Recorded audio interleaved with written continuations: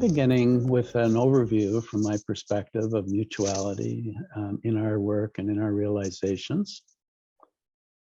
And I wanted to go through a few points to kind of present that overview. So first, it's worth saying that mutuality is the dimension in our whole being realization that reflects the new paradigm of human evolution that I believe humanity and we are in. This is not the time when we're in the past paradigm of realizing consciousness or realizing various forms of subtle energy, Shakti, Kundalini. This is where it gets filled out of consciousness, embodiment, and mutuality. And mutuality has actually been, from what I can tell, the key doorway into this whole being realization. Now, with the pre-awakening work that I did, I was pretty avid coming to this work, and I felt like I really understood mutuality. I learned it, I practiced it, I felt like I really got it. It was very interesting.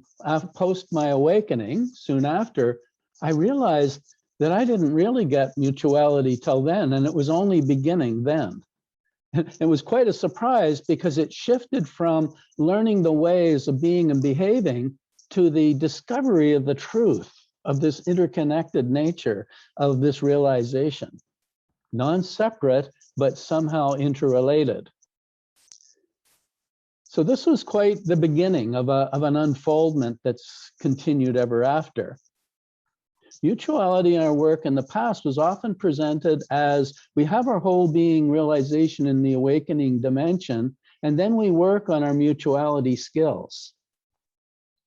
Versus we have our whole being realization through the gift of mutuality skills to realize the field of mutuality.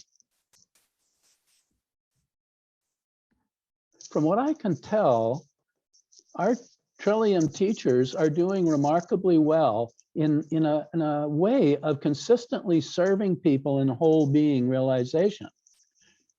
It's surprising to me to find that with all our different characters, different levels of our awakened integration, we seem to be as a whole providing a consistent opening to this field of whole being realization. So I would say we're doing very well. I've seen people come from other paths, long times practitioners in other paths in some cases, and finding something fresh and new here. So we are enlivening that in the world, and we are being successful.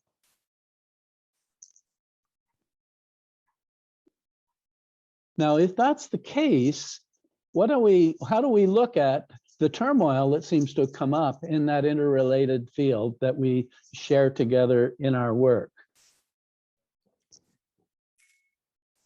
Is it that, somehow we have our realization is not so real, yet we know it is when we're working with students individually, and we can feel the way that we're able to meet people that is part of the transmission and part of that which is arising through us to be with others.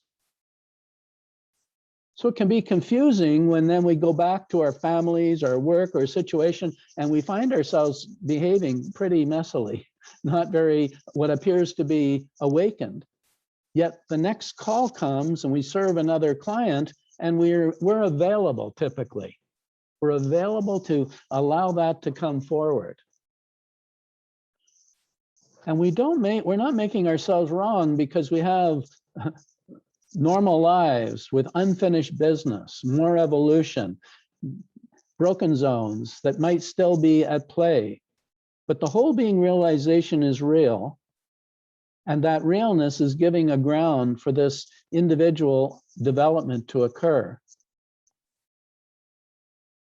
So if our students, our awakened students, are having challenges and they're actually behaving pretty poorly, it doesn't look anything like mutuality, we don't deny them their confirmed realization. We work with them to bring these things to their awareness so they can further evolve. So from my perspective, Trillium Awakening is a being. It's a being of the cells of the individual teachers that have come together. I don't mean this in a poetic way. I mean this as a truth. Just like we can tell when we're part of a family, there's a character to that family which each member brings and comprises the essence of that family. So in an organization where a group of people come together with a common mission, we are all co-creating this being through our role as cells of that being. But just like the cells of our own nature compose the collective consciousness of Rod, of you, of each of us, that's true within our awakening organization. Therefore, if we look at our overall teaching role, I was saying before, it appears to me that we're currently being valuable in helping others to awaken, not just individually, but as a whole organization. People come here and they work with this person, go to that retreat, do that meditation, go to that cafe, and they're getting something that is somehow enlivening that consistently. So when we come back to the life of the person, of this being, and we find inner turmoil, to me, this is a parallel to that which has not yet been come to full vision, has not fully evolved. Therefore, we must and want to handle that in that recognition. When our students, awakened students, are challenged in their life and perhaps in relationships, we don't tell them, now fix it, go and fix it right away. They actually don't know how to fix it. They might find some tools to notice themselves and to intentionally try to be softer in their relationships, but that isn't their evolution. That's giving them room to evolve. They green light what's going on, change when they can, but green light that this needs time to evolve. I feel that parallel is really true in our work. While we're feeling messy in the body together, that messiness is not a mistake. This is an honorable part of our evolution into becoming an integrated, awakened being. And that's got some time to go. It's whatever it is. This is what is here now. And from looking at our commonality and our success in serving people's awakening, I'd say we're doing really well. We're right where we must be, and it continues to unfold as it will. Now, I want to note that when we look at this whole being, the nature of mutuality, what should we expect of ourselves and others now? And what should we hold as it is in support of evolution over time? And I think today we're going to hear from others about ways that we can improve our awareness of each other that serves this sensitive field of interconnection. And at the same time, we want to honor us all as individuals continuing our evolution, holding what is not ready to be fixed, but ready to be evolved. So we can do both. We can find things that help us have awareness and be with each other in ways that are more comfortable. But the field of mutuality is actually a field of realization. And it takes its own time to seep into our natures. And for some, that may make them a transmitting love field that's connecting and warm. And for some, it may be they're quietly in their introverted field, knowing the love, the connection, but not necessarily demonstrating it in the same way as the other. It may be much more quiet. So we want to honor mutuality, not as a demonstration of behaviors, but as a field that's evolving as our whole being realization evolves. Now, I wanted to share with you my own experience and discoveries of this field. Because as I mentioned earlier, I thought and believed I had a good grasp of it as practices and how it worked. But this discovery of the intimacy with all it is was a path that shifted my behavior, my attention from behaviors, not meaning that I was less caring whatever my skills were at the time to make them less, but more the discovery of the richness of this truth. And over time, the way that that richness of this connection and interconnection had its own unfoldment in me in a way that even when my behaviors appeared insensitive with others, my being cared about that. It was uncomfortable for me. And to me, that's part of what the evolution is that we're going through, and I'm certainly going through.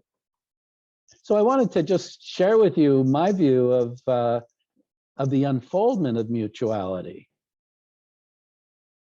That this is the field of relatedness. We have consciousness. We have embodiment, existenceness. We have this field of mutuality or relatedness, and it doesn't stop evolving. Our knowing of it, our realization of it doesn't stop evolving with our whole being realization, just like our whole field keeps unfolding. So let me see if I can share screen with something that I just kind of pulled together. It's not perfect in what I would want, but it can give you a bit of an indication of this. So if I may share screen. Okay, I've got that option. Let's take a look.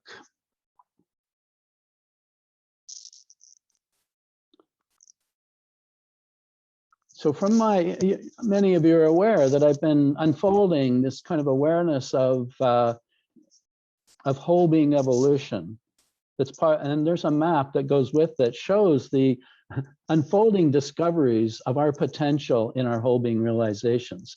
So within that framework, I wanted to share with you what I have kind of noticed as distinctive realizations that bring a distinctive recognition, knowing, field of mutuality. And so as whole being clarifiers, we're looking to hear from people that they recognize their non-separateness and their simultaneous interconnections with all. Well, as we integrate and become stabilized, not fluctuating so much, but actually a stable ground of our realization, we find ourselves perhaps relating to the field of mutuality as a fabric of interconnectedness. Rather than non-separate and interconnection, gee, they're both true, it becomes just the truth of this non-separate fabric of interconnectedness. And the next shift of whole being realization, this interconnectedness is recognized as a fabric of love. Now that love factor may show up much sooner for some, but it typically isn't integrated as a knowing until that integration occurs in our whole being realization. Fabric of love is amazing because that means that dimension, whether we behave well or not, that's true. And I can forgive myself more now when I'm a little clumsy in relationships because it's not, oh no, I'm not loving. That's what is. That's what's here, that's what's here. And so it's been what a gift, what a miracle. What a miracle for someone who through his life wasn't loving. And now whether he behaves it well or less well, it's undeniable and is integrating and refining as life goes on. Well, the next shift, from what I can tell, is that fabric of love evolves into a fabric of adoration. Just that much more, the heart resonating with and from all it is. It's, sublime. And we don't have to be locked there in everything we do. Sometimes we're just taking out the garbage. We don't have to think about it. It's just as soon as we notice the field, that field has this recognition that this is the essence of what I know, not what I think I should know, but this is what is. And as that continues from the realized self into realizing what's beyond self simultaneously, before self simultaneously, we find ourselves knowing and holding both oneness and allness. Oneness being more that transcendent nature of the field of connection, and allness, the recognition of all the components of it. Now, this isn't a good idea that I'm bringing up. This is a discovery of the fulfilled realized self, and that which is beyond it, which is one and all. And then the realization of the sacred essence, the continuity, or you could say the continuum of source beyond everything, right through the field of creation, discovering it ourself and realizing sacred universal love. Sacred, you could call it divine, but I like the word sacred because it doesn't put a connotation of other teachings or religions in it. It's recognizing the magic of source somehow being present in the interconnected field, not just producing the interconnected field, but present in and as it at all times. And then the next step is realizing the sacred essence of creation as self. This is where we discover sacred heart of self and sacred heart of all.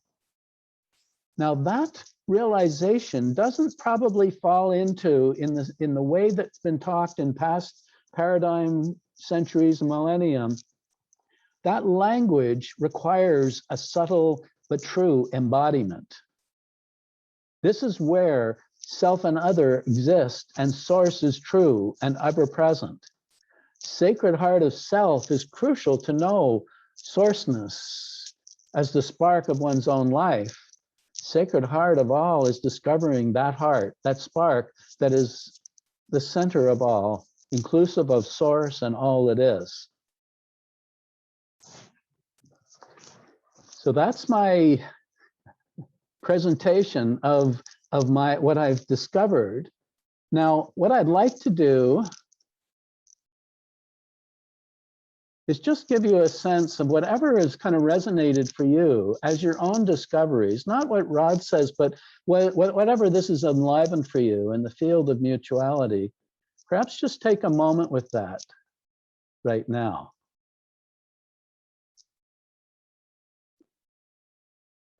Now just notice the extent to which that interconnection is known, how you know it.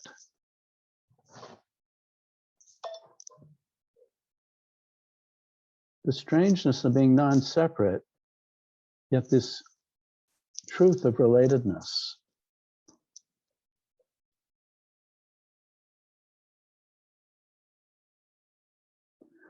Now, I thought I'd just take you through a little glimpse of something that might serve in this area.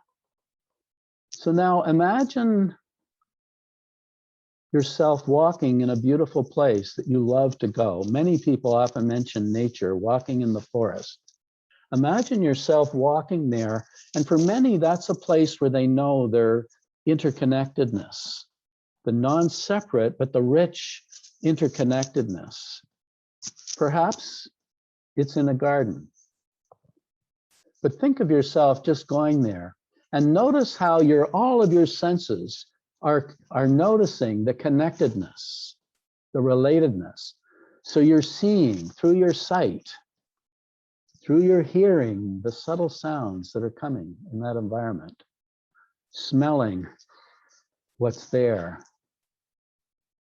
feeling the temperature, the nature of that space, perhaps even having a taste of the air, or that flavor. And for those whom that field is a feeling of that realized non-separate and interconnectedness, notice the appreciating, the grateful feeling, actually the love that may be there present in that connection, in that beautiful environment.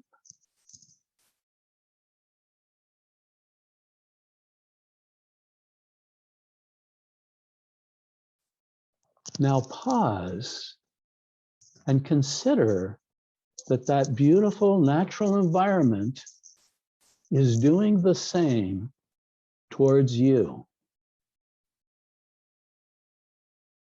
Sense that you are being seen by it. You are being heard by it. You're being smelled.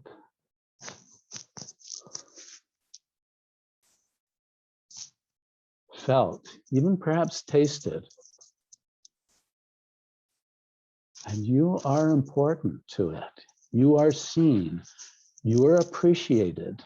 There is gratitude for you being there, and you are loved.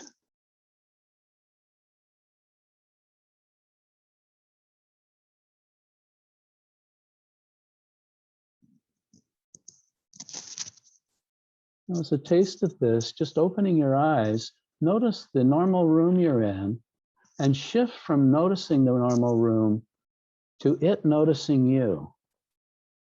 This, everywhere you go, the environment, you could say, is loving you. And of course, you can be loving it. But to notice that shift can give us a warmth and a wellness when we're in difficult situations with others where they're not treating us well, whereas our realization is anchored, not just that we are non-separate and interconnected, but all of the environment and all it is interconnected, even loving us. So that, just sit with that, and Denise will bring us out to the next piece.